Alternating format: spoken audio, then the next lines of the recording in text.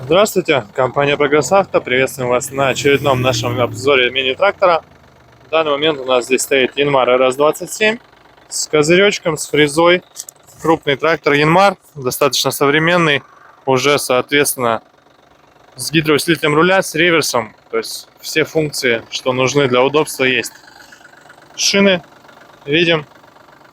Остаток в районе 50%, растрескиваний каких-то нет, критичных и тому подобных вещей. Задняя шина также по остатку, я думаю, хорошо все видно. Растрескиваний толком нет. Ну, не толком, а в принципе вообще нет, соответственно, без проблем здесь. Косметический трактор очень хорошо сохранился. Краска, естественно, родная. По заднему навесному 3 точки, гидрорегулировка, все присутствует. Фреза у нас здесь 1,70 м с такой расчесочкой, очень удобной. Посмотрите, какие ножи. Ножи здесь, конечно, просто в идеале. То есть это, наверное, мечта каждого человека, который приезжает покупать трактор из Японии, чтобы на нем стояли новые японские ножи, еще в родной краске, соответственно, ну, то, что нужно.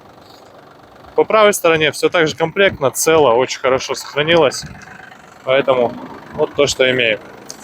Давайте сразу дам послушать, как работает техника наша.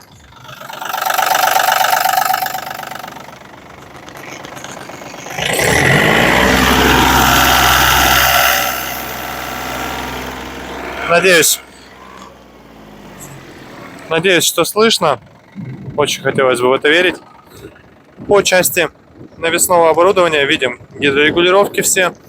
Соответственно, положение фрезы автозаглубления, пониженные, повышенные ряды, блокировка заднего моста и вал отбора мощности, 3 передачи вперед, 1 назад. Наработка здесь у нас 463 моточаса. Естественно, присутствует реверс и присутствует основная коробка переключения передач прямо под рулем. Все очень удобно расположено, сидеть в нем также очень удобно. Родное сиденье, все это сохранилось.